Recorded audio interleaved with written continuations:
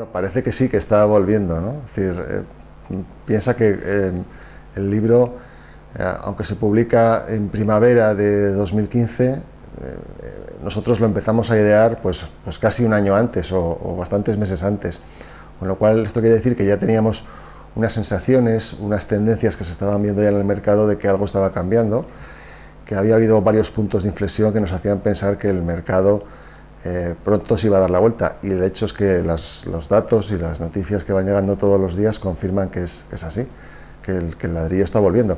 Por supuesto que estamos muy lejos de los niveles de lo que era el mercado inmobiliario de los años 2002 a 2007, pero el cambio de tendencia parece que es algo que se confirma prácticamente en todos los sitios, ¿no?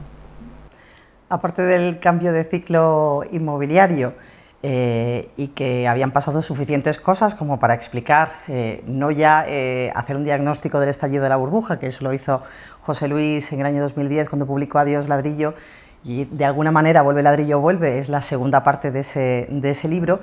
Aparte de eso, queríamos desmontar también, ¿verdad?, algunos de los muchos tópicos que hemos oído en los últimos años sobre un sector imprescindible para la economía española, que absorbe muchísimo empleo. Buena parte del empleo que se está creando va a parar a la construcción, y se han oído tantas cosas absolutamente inexactas, desde la manipulación de las informaciones relacionadas con los desahucios, que evidentemente es un importante drama social. Nosotros no somos nada frívolos y hemos tratado en el capítulo con todo el rigor y con toda la seriedad, pero ni se han producido los 600.000 desahucios de los que hablaban las plataformas en su día, ni desde luego en España se suicida la gente de manera masiva y generalizada porque haya desahucios, ¿no? Explicamos con mucho rigor eso, lo mismo que también desmontamos o intentamos desmontar ese topicazo de que había que elegir entre neuronas o ladrillo como alternativa a un modelo productivo, como si se pudiera imponer al sector privado el modelo que queremos, ¿no? Nadie quiere que el ladrillo vuelva a suponer un 20% de la riqueza nacional, del PIB, porque eso es patológico. Poner los huevos en el mismo cesto, como se suele decir, es algo muy negativo para una economía, pero el ladrillo sí que tiene que suponer en torno al 10-11%, pues igual que el sector automovilístico, igual que el sector turístico, ¿no? Y por eso empezamos a plantearnos escribir un libro sobre el renacimiento o la normalización, no recuperación, ¿no?, del sector inmobiliario, porque no va a volver a lo de antes. Es cierto, y todos reconocemos que ha habido un fenómeno de burbuja en los años aquellos, pero también es verdad que había detrás algo que lo sostenía, que era una real necesidad de vivienda y de otras infraestructuras ligadas a la construcción, que para un país de más de 40 millones de habitantes, que tenía un gran retraso, un gran gap con los países de nuestro entorno de la Comunidad Económica Europea. Lo que pasa es que aquí lo hemos hecho todo de golpe, ¿no? Todo lo que en Francia a lo mejor se tardó a hacer 25 años, aquí se ha hecho en 7-8 años, y eso es cierto que ha generado luego pues una burbuja que, además alimentada con unos tipos de interés muy bajos, hizo que los precios de la vivienda se dispararan. Es decir, yo creo que la burbuja no ha sido tanto de cantidad, que también en parte lo ha sido, sino sobre todo de precio, ¿no?, que es donde realmente ahí es donde estuvo el principal problema, ¿no? Y lo que luego hemos tardado la crisis, que ha sido más larga de lo normal, lo cual explicamos también bastante en el libro, cómo esta crisis se podía haber resuelto, bueno, pues a lo mejor en un par de años, sino en 7 que hemos tardado en un poco en aligerar el peso, ¿no?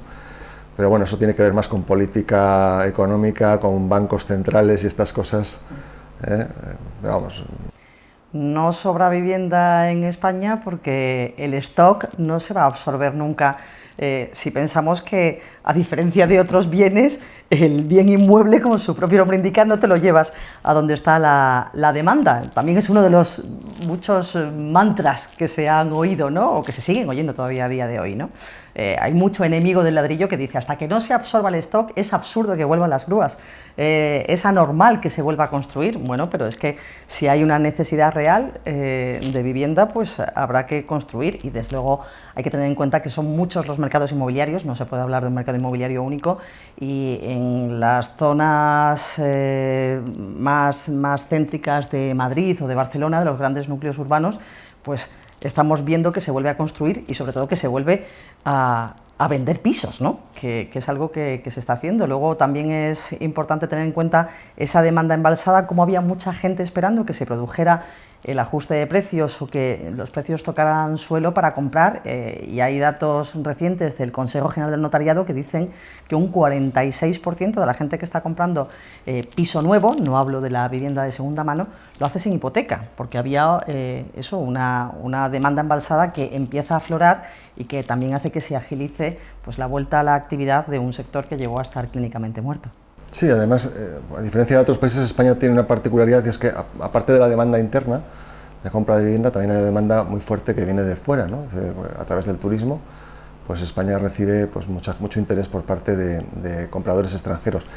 Y esto es muy interesante porque durante los peores años de la crisis, cuando menos viviendas se han vendido, el porcentaje de compradores extranjeros de vivienda pues, ha llegado a estar pues, en el entorno del 15%, ahora va bajando un poquito ya el último año, están entre el 12 y el 13, lo cual también nos quiere decir que la demanda no es única, ¿no? Podemos atraer demanda, podemos conseguir que donde a lo mejor hay verdaderas puntas de stock en zonas que suelen coincidir que son zonas de playa, podemos incorporar nueva demanda si sabemos hacerlo atractivo y venderlo bien en el extranjero. Y yo creo que de hecho se está haciendo, porque algunos de los puntos calientes del mercado de hoy día son precisamente algunas zonas costeras como Ibiza o la Costa del Sol.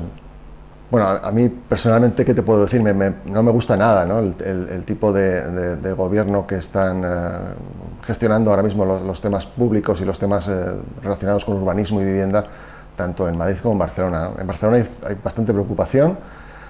Tenemos que pensar que en los últimos años las entidades de ahorro que habían sido, las que se han quedado con todos los terrenos, los solares, los edificios, estos últimos 2 años han ido vendiendo a fondos de inversión pues un solar en Barcelona para hacer un hotel o no sé qué, a un fondo extranjero, y ahora estos fondos pues están asustados diciendo, bueno, he gastado aquí, no sé, 50 millones de euros en una inversión que a lo mejor no la puedo realizar porque alguien dice que no se va a poder hacer hoteles en Barcelona. Pues esto genera mucho ruido, han salido artículos en el extranjero que no beneficia para nada a la inversión en Barcelona, y en Madrid es un poco lo mismo, ¿no? Todas las operaciones que todos conocemos están paradas, ¿no? Hay mucha incertidumbre, no sabemos qué va a pasar con Plaza de España, no sabemos qué va a pasar con Canalejas, con Operación Chamartín, pero lo cierto es que Madrid es una ciudad muy viva, muy dinámica, con mucha gente viniendo, con una economía fuerte y con demanda compradora. ¿Y qué vamos a hacer? ¿No vamos a generar viviendas ni nuevos espacios para toda esta gente que quiere venir a la ciudad? Yo creo que es un error muy grave que vamos a pagar. De hecho, ya las agencias de calificación empiezan a tener preocupación con Madrid, ¿no? Ya es algo que realmente me asusta a nivel personal ya incluso.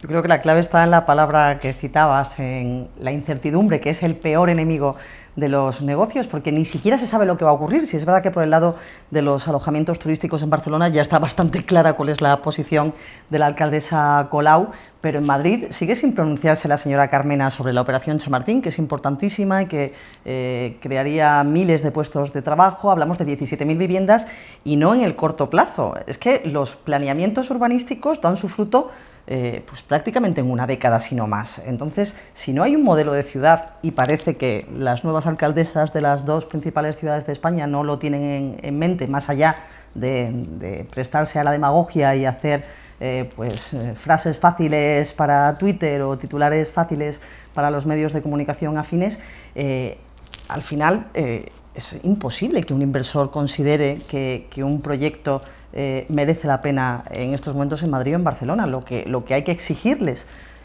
a las alcaldesas es definición. ¿Qué va a pasar con la Operación Chamartín? Porque se le ha dado muchas vueltas al tema, pero tampoco ha dicho la señora Carmena que sea una operación fallida, que se aborte la operación de la ampliación de Castellana Norte. No, ni mucho menos. Simplemente está pues mareando la perdiz porque parece que no toca, pero sería desde luego muy negativo para Madrid prescindir de una operación que va a merecer la pena, ¿no? Totalmente. Bueno, depende. A ver, también en Vuelve Ladrillo Vuelve hay un capítulo exclusivamente dedicado a responder esta pregunta, y además hay muchas más cosas que también tienen que ver con el tema. Yo creo que depende mucho de la situación personal de cada uno. Ahora bien, como momento económico, si tú estás pensando en la vivienda no para uso personal, sino como inversión, creemos que Madrid, determinadas zonas de Madrid, es un muy buen momento para hacer una inversión. Estamos con precios muy bajos de vivienda, precios bajos tanto en relación con la capacidad adquisitiva media del madrileño como con relación a la rentabilidad que se puede obtener por alquiler de esas viviendas, como también por relación a ciudades de un peso equivalente a nivel europeo, ¿no? Entonces hay una oportunidad ahora mismo que yo creo que está bastante clara, ¿no? Y luego el alquiler, bueno, yo lo veo más como una alternativa en la que bueno, valoras otras cosas, o sea, no estás pensando en la vivienda como inversión, sino como algo útil que te sirve para vivir en él, y en un momento dado vives aquí, pero luego puedes cambiar, y además de eso haces tus inversiones en valores mobiliarios o inmobiliarios de otra manera, ¿no?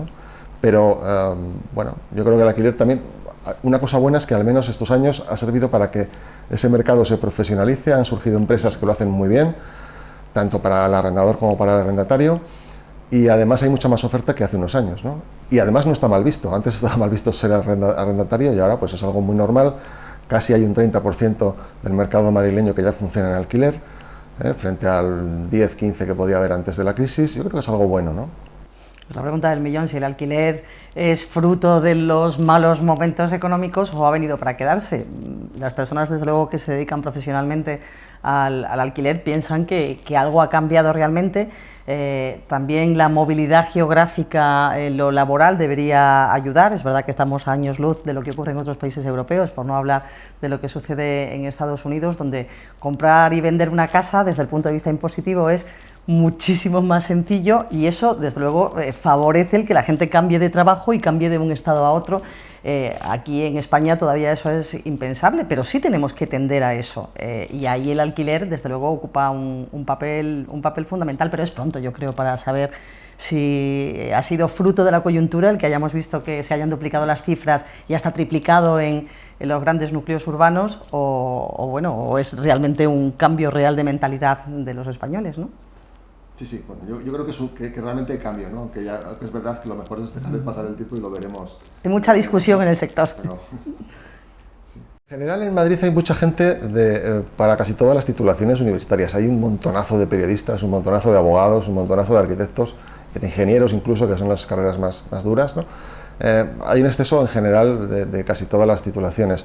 Pero sí es bueno que, mira, yo estudié Derecho y reconozco que es una carrera que tiene... que está muy circunscrita al nivel local, es decir, el derecho que estudias es el español, el castellano, y al final no te puedes mover mucho más allá de tu país para ejercer la profesión. La arquitectura, lo bueno que tiene es que es una carrera universal, y que si tienes idiomas pues te permite trabajar en proyectos en Dubái, en Londres, en Madrid o en Miami, ¿no? Entonces, bueno, yo creo que es una carrera que al que le guste y que realmente se sienta que se va a realizar en ello, que la haga, ¿no? Y yo creo que en España va a encontrar trabajo. Lo que sí es cierto es que no vamos a volver a los niveles al volumen de trabajo de aquellos años. Eso también hay que tenerlo claro y hay que entenderlo. Pero también es cierto que el mercado global es muy grande y que ahora mismo pues hay oportunidades en todo el mundo. Si tienes una mente abierta, adelante. De hecho, hay muchísimos arquitectos que en estos últimos años han cerrado su estudio en Madrid, en Barcelona, en Valencia, y se han trasladado sobre todo a los países emergentes, ¿no? Estoy pensando en casos concretos que están haciendo centros comerciales en Latinoamérica. Hay países latinoamericanos que están apostando muy fuerte por centros comerciales, y los arquitectos españoles que tienen experiencia en ese segmento concreto pues están haciendo centros y proyectos muy importantes en otros países. Entonces, bueno, pues eso es una carrera preciosa además, ¿no? Tampoco se trata de pintar un panorama como para que los arquitectos se dediquen a otra cosa, o no, han sido unos años muy complicados, pero bueno, pero esto tiende a cambiar.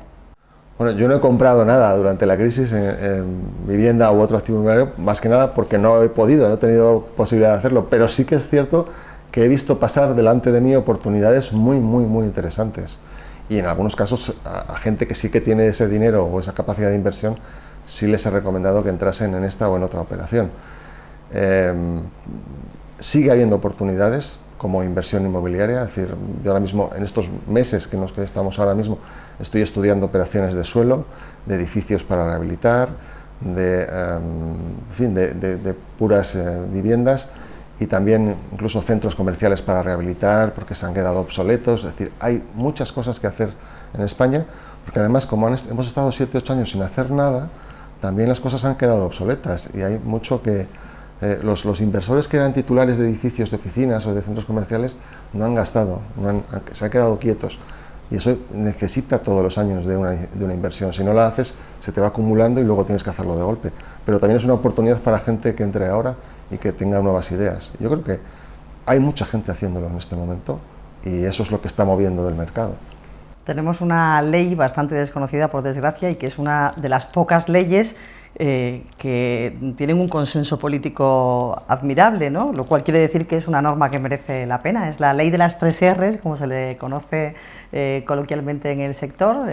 Las 3 R son rehabilitación, regeneración y renovación.